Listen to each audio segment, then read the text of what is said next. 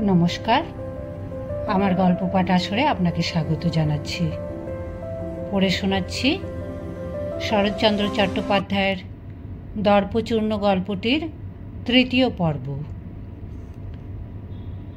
দিন দুই পরে কথায় কথায় ইন্দু অত্যন্ত বিরক্ত হইয়া বলিয়া উঠিল, যদি সত্যি কথা শুনলে রাগ না করো তাহলে বলি ঠাকুরঝি, বিয়ে করা তোমার দাদারও উচিত হয়নি, এই অম্বিকাবাবুরও হয়নি। বিমলা জিজ্ঞাসা করিল, কেন? কারণ প্রতিপালন করবার ক্ষমতা না থাকলে এটা মহাপাপ। উত্তর শুনিয়া বিমলা মর্মাহত হইল। ইন্দুকে সে ভালোবাসিত। খানিক পরে কহিল, অম্বিকাবাবুর অন্যায় হয়ে থাকতে পারে, কিন্তু তাই বলে তার স্ত্রী নিজের কর্তব্য করবে না? তাকে তো মরণ পর্যন্ত স্বামী সেবা করতে হবে। কেন হবে? তিনি অন্যায় করবেন, যাতে অধিকার নেই তাই করবেন, তার ফল ভোগ করব আমরা? তুমি ইংরেজি পড়নি, আর 5টা সভ্য সমাজের খবর রাখো না, নইলে বুঝিয়ে দিতে পারতুম। কর্তব্য শুধু একদিকে থাকে না, হয় দুদিকে থাকবে, না হয় থাকবে না। পুরুষেরা কথা আমাদের বুঝতে দেয় না বলেই আমরা অম্বিকাবাবুর স্ত্রীর মতো মৃত্যুপণ করে সেবা করি। বিমলা মুহূর্তকাল চাহিয়া থাকিয়া কহিল, না হলে করতাম না। বউ, সেবা করাটা কি স্ত্রীর বড় দুঃখের কাজ বলে মনে করো? অম্বিকাবাবুর স্ত্রীর বাইরের ক্লেশটাই দেখতে পাও, তার ভেতরের আনন্দটা জানতে পাও কি? ইন্দু কহিল, আমি জানতেও চাই নে। স্বামীর ভালোবাসাটাও বোধ করি জানতে চাও না? না ঠাকুরঝি, অরুচি হয়ে গেছে, বরং ওটা কম করে নিজের কর্তব্যটা করলেই হাঁপ ছেড়ে বাঁচি। বিমলা দাঁড়াইয়াছিল, নিঃশ্বাস ফেলিয়া ধীরে ধীরে বসিয়া পড়িয়া বলিল, ঠিক এই কথাটাও আগে একবার বলেছ, কিন্তু তখনও বুঝতে পারিনি, এখনও বুঝতে পারলুম না।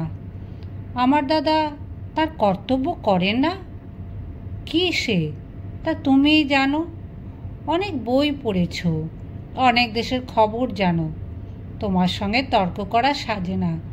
কিন্তু আমার দৃঢ় বিশ্বাস, স্বামী ন্যায় অন্যায় যাই করুন, তার ভালোবাসা অগ্রাহ্য করবার স্পর্ধা কোনো দেশের স্ত্রীরই নেই। আমার তো মনে হয় ও জিনিস হারানোর চেয়ে মরণ ভালো, তারপরেও বেঁচে থাকা শুধু বিড়ম্বনা। হিন্দু বলিল, আমি তা মানি নে। মানো নিশ্চয়ই বলিয়া বিমলা হাসিয়া ফেলিল। তাহার সহসা মনে হইল এই সমস্তই পরিহাস। সত্যই তো, পরিহাস ভিন্ন, নারীর মুখে ইহা আর কি হইতে পারে? কহিল, কিন্তু তাও বলি বউ, আমার কাছে যা মুখে আসে বলছো, কিন্তু দাদার সামনে এসব নিয়ে বেশি চালাকি করো না। কেননা পুরুষ মানুষ যতই বুদ্ধিমান হন, অনেক সময় কি তামাশা কিনা ধরতে পারে না। সে তার কাজ, আমি তা নিয়ে দুর্ভাবনা করি নে। কিন্তু আমি যে না ভেবে থাকতে পারি নে বউ। ইন্দু জোর করিয়া হাসিয়া প্রশ্ন করিল, কেন বলো তো? বিমলা একটুখানি ভাবিয়া বলিল, রাগ করো না বউ, কিন্তু সেই অসুখের সময় আমার সত্যিই মনে হয়েছিল দাদা যে তোমাকে পাবার জন্য এক সময় পাগল হয়ে উঠেছিলেন। সেই যে কি বলে, পায়ে কাঁটা ফুটলে বুক পেতে দেওয়া, কিন্তু সে ভাব আর বুঝি নেই। হঠাৎ ইন্দুর সমস্ত মুখের উপর কে যেন কালি লেপিয়া দিল।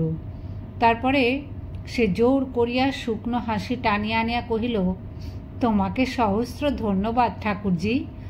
তোমার দাদাকে বলো আমি ভ্রুক্ষেপও করি নে।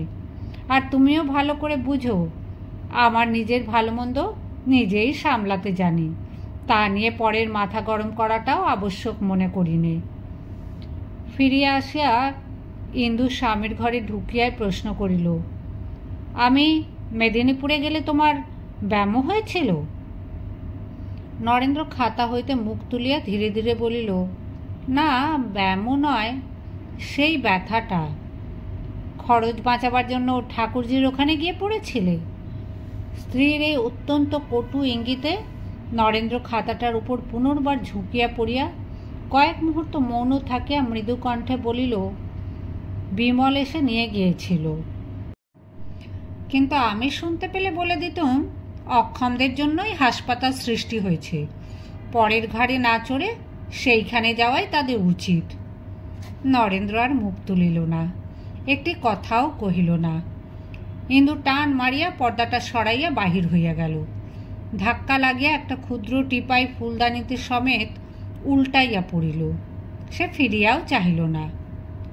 মিনিট পাঁচেক পরে তেমনি সজোরে পর্দা সরাইয়া ফিরিয়া আসিয়া কহিল, ঠাকুরজি খবর দিতে চেয়েছিলেন, তুমি মানা করেছিলে কি জন্যে? ভেবেছিলে বুঝি আমি এসে ওষুধের সঙ্গে বিষ মিশিয়ে দেব? নরেন্দ্র মুখ না তুলিয়াই বলিল, না, তা ভাবিনি। তোমার শরীর ভালো ছিল না। ভালোই ছিল, যদিও খবর পেলেও আমি আসতুম না, সে নিশ্চয়ই। কিন্তু আমি সেখানে যে রোগে মরে যাচ্ছিলাম এ কথাও তোমাকে চিঠিতে লিখিনি। অনর্থক কতগুলো মিথ্যে কথা বলে ঠাকুরজিকে নিষেধ করবার হেতু ছিল না। বলিয়া সে যেমন করিয়া আসিয়াছিল তেমনি করিয়া চলিয়া গেল। নরেন্দ্র তেমনি করিয়া খাতাটার পানে ঝুঁকিয়া রহিল, কিন্তু সমস্ত লেখা তাহা লেপিয়া মুছিয়া চোখের সম্মুখে একাকার হইয়া রহিল। ইন্দু পর্দার অন্তরাল হইতে বাহির হইয়া ডাক্তারকে কহিল, আপনিই গগনবাবুর বাড়িতে আমার স্বামীর চিকিৎসা করেছিলেন? বুড়া ডাক্তার চোখ তুলিয়া ইন্দুর উদ্বেগ মলিন মুখখানের পানে চাহিয়া ঘাড় নাড়িয়া সায় দিলেন। ইন্দু কহিল, কিন্তু তিনি সম্পূর্ণ আরোগ্য হয়েছেন বলে আমার মনে হয় না। এই আপনার ফির টাকা। আজ একবার ওবেলা যদি দয়া করে বন্ধুভাবে এসে তাকে দেখে যান, বড় উপকার হয়। ডাক্তার কিছু বিস্মিত হইলেন। ইন্দু বুঝাইয়া বলিল, ওর স্বভাব চিকিৎসা করতে চান না। ওষুধের প্রেসক্রিপশনটা আমাকে লুকিয়ে দেবেন, তাকে একটু বুঝিয়ে বলবেন। ডাক্তার সম্মত হইয়া বিদায় লইলেন। রামটহল আসিয়া সংবাদ দিল, মাজি, বল্লভ শেখরা এসেছে, এদিকে ডেকে আনো। ও বল্লভ, একটু কাজের জন্য তোমাকে ডেকে পাঠিয়েছিলুম।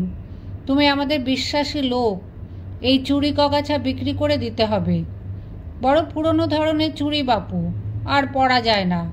এ দামে নতুন একজোড়া কিনবো মনে করছি। বেশ তো মা, বিক্রি করে দেব। নিক্তি এনেছ তো? ওজন করে দেখো দেখি কত আছে। দামটা কিন্তু বাপু আমাকে কালই দিতে হবে, আমার দেরি হলে চলবে না। তাই দেব। বল্লভ চুড়ি হাতে করিয়া বলিল, এ যে একেবারে টাটকা জিনিস মা, বেচলেই তো কিছু লোকসান হবে।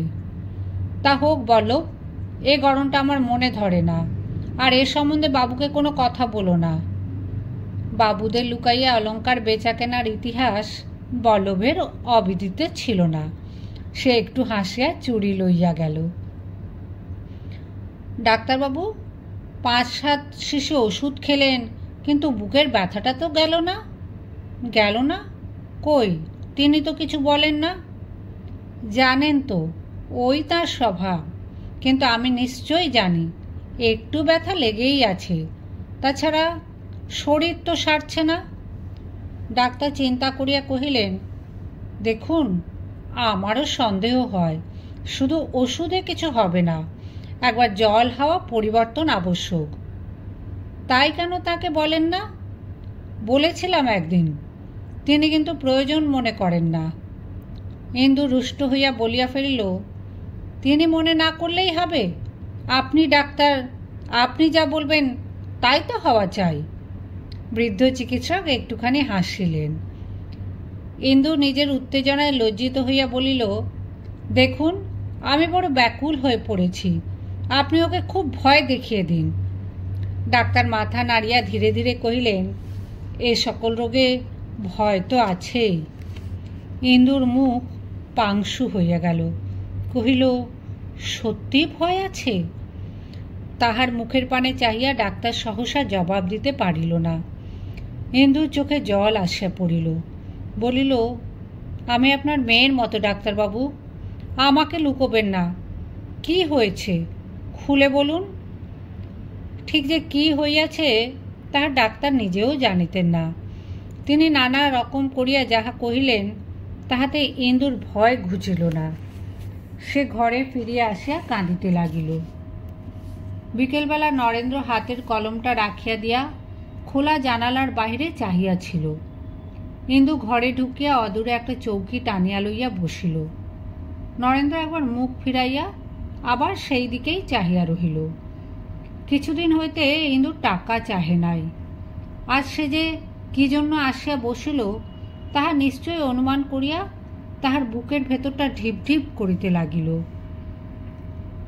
ইন্দু টাকা চাহিল না, কহিল, ডাক্তারবাবু বলেন ব্যথাটা যখন ওষুধে যাচ্ছে না তখন হাওয়া বদলানো দরকার।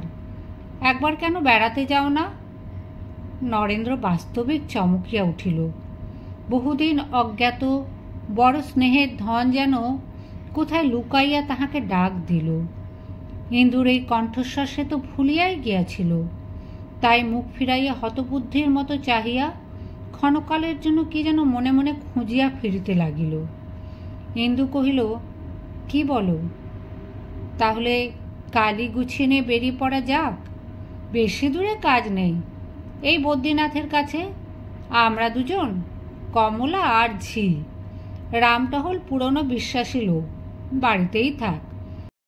সেখানে একটা ছোট বাড়ি নিলেই হবে। তাহলে আজ থেকে গুছোতে আরম্ভ করুক না কেন? কোনো প্রকার খরচের কথাতে নরেন্দ্র ভয় পাইত। এই একটা বড় রকমের ইঙ্গিতে তাহার মেজাজ একেবারে বিগড়াইয়া গেল। প্রশ্ন করিল, এই ডাক্তারটিকে এখানে আসতে বলল কে? ইন্দু জবাব দিবার পূর্বে সে পুনরায় কহিল, বিমলাকে বলো আমার পেছনে ডাক্তার লাগিয়ে উত্ত্যক্ত করবার আবশ্যক নেই, আমি ভালো আছি। বিমলা প্রচ্ছন্ন থাকিয়া ডাক্তার পাঠাইতেছে, বিমলাই সব। ইন্দু অন্তরে আঘাত পাইল, কিন্তু চাপা দিয়া বলিল, কিন্তু তুমি তো সত্যিই ভালো নেই। ব্যথাটা তো সারেনি। সেরেছে, তাহলেও শরীর সারেনি, বেশ দেখতে পাচ্ছি। একবার ঘুরে এলে আর যাই হোক, মন্দ কিছু তো হবে না। নরেন্দ্র ভেতরে বাহিরে এমন জায়গায় উপস্থিত হইয়াছিল যেখানে সহ্য করিবার ক্ষমতা নিঃশেষ হইয়া গিয়াছিল। তবুও ধাক্কা সামলাইয়া বলিল, আমার ঘুরে বেড়াবার সামর্থ্য নেই। ইন্দু জিদ করিয়া বলিল, সে হবে না, প্রাণটা তো বাঁচানো চাই। এই জিদটা ইন্দুর পক্ষে এতই নতুন যে নরেন্দ্র সম্পূর্ণ ভুল করিল। তাহা নিশ্চয়ই মনে হইল তাহাকে ক্লেশ দিবার ইহা একটা অভিনব কৌশল মাত্র। এতদিনের ধৈর্যের বাঁধন তাহার নিমেষে ছিন্ন হইয়া গেল। চেঁচাইয়া উঠিল, কে বললে প্রাণ বাঁচানো চাই?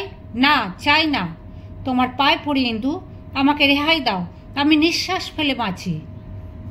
স্বামীর কাছে কটু কথা শোনা ইন্দু কল্পনাও করিতে পারিত না। সে কেমন যেন জড়সড় হতবুদ্ধি হইয়া গেল, কিন্তু নরেন্দ্র জানিতে পারিল না। বলিতে লাগিল, তুমি ঠিক জানো আমি কি সংকটের মাঝখানে দিন কাটাচ্ছি। সমস্ত জেনে শুনেও আমাকে কেবল কষ্ট দেবার জন্যই অহর্নিশি খোঁচাচ্ছ। কেন? কি করেছি তোমার? কি চাও তুমি? ইন্দু ভয় বিবর্ণ হইয়া চাহিয়া রহিল। একটা কথাও তাহার মুখ দিয়া বাহির হইল না। চেঁচামেচি উত্তেজনা নরেন্দ্রর পক্ষে যে কিরূপ অস্বাভাবিক তাহা এইবার সে নিজেই টের পাইল। কণ্ঠস্বর নত করিয়া বলিল, বেশ, স্বীকার করলুম আমার হাওয়া বদলানো আবশ্যক, কিন্তু কি করে যাব? কোথায় টাকা পাব? সংসার খরচ জোগাতেই যে আমার প্রাণ বার হয়ে যাচ্ছে। ইন্দু নিজে কোনোদিন ধৈর্য শিক্ষা করে নাই। অবনত হইতে তাহার মাথা কাটা যাইত, কিন্তু আজ সে ভয় পাইয়াছিল। নম্র কণ্ঠে কহিল, টাকা নেই বটে, কিন্তু অনেক টাকার গয়না তো আমাদের আছে। আছে, কিন্তু আমাদের নেই, তোমার আছে। তোমার বাবা দিয়েছেন তোমাকে, আমার তাতে এক বিন্দু অধিকার নেই। একথা আমার চেয়ে তুমি নিজেই ঢের বেশি জানো। বেশ, তা না নাও, আমি নগদ টাকা দিচ্ছি। কোথায় পেলে? সংসার খরচ থেকে বাঁচিয়েছ? ইহা চুরি বিক্রির টাকা। ইন্দু সহজে মিথ্যা কহিতে পারিত না, ইহাতে তাহার বড় অপমান বোধ হইত। আজ কিন্তু সে মিথ্যা বলিল। নরেন্দ্রর মুখের ভাব ভয়ানক কঠিন হইল। ধীরে ধীরে বলিল, তাহলে রেখে দাও, গয়না গড়িও। আমার বুকের অনেক রক্ত জল করে যা জমা হয়েছে তা এভাবে নষ্ট হতে পারে না। ইন্দু, কখনো তোমাকে কটু কথা বলিনি, চিরদিনই শুনে আসছি, কিন্তু তুমি না সেদিন দম্ভ করে বলেছিলে কখনো মিথ্যে বলো না। ছি! কমলা পর্দা ফাঁক করিয়া ডাকিল, মা, পিসিমা এসেছেন। কি হচ্ছে গো বউ? বলিয়া বিমলা ভেতরে আসিয়া দাঁড়াইল। ইন্দু মেয়েকে আনিয়া তাহার গলার হারটা দুই হাতে সজোরে ছিঁড়িয়া ফেলিয়া স্বামীর মুখের সামনে ছুঁড়িয়া ফেলিয়া দিয়া কহিল, মিথ্যে বলতে আমি জানতাম না, তোমার কাছে শিখেছি। তবুও এখনো পেতলকে সোনা বলে চালাতে শিখিনি। যে স্ত্রীকে ঠকায়, নিজের মেয়েকে ঠকায়, তার আর কি বাকি থাকে? সে অপরকে মিথ্যাবাদী বলে কি করে? নরেন্দ্র ছিন্ন হাতটা তুলিয়া প্রশ্ন করিল, কি করে জানলে পেতল? যাচাই করিয়েছ? তোমার বোনকে যাচাই করে দেখতে বলো। বলিয়া সে দুই চোখ রাঙা করিয়া বিমলার দিকে চাহিল। বিমলা দু পা পিছাইয়া গিয়া বলিল, ও কাজ আমার নয় বউ। আমি এত ইতর নই যে দাদার দেওয়া গয়নার স্যাঁকড়া ডেকে যাচাই করে দেখব। নরেন্দ্র কহিল, ইন্দু, তোমাকেও দু একখানা গয়না দিয়েছি, সে যাচাই করে দেখেছ? দেখিনি, কিন্তু এবার দেখতে হবে। দেখো, সেগুলো পেতল নয়। ভগিনীর মুখের পানে চাহিয়া হারটা দেখাইয়া কহিল, এটা সোনা নয় বোন, পেতলই বটে। যে দুঃখে বাপ হয়ে ওই একটি মেয়ের জন্মদিনে তাকে ঠকিয়েছি সে তুই বুঝবি। তবুও মেয়েকে ঠকাতে পেরেছি, কিন্তু নিজের স্ত্রীকে ঠকাতে সাহস করিনি।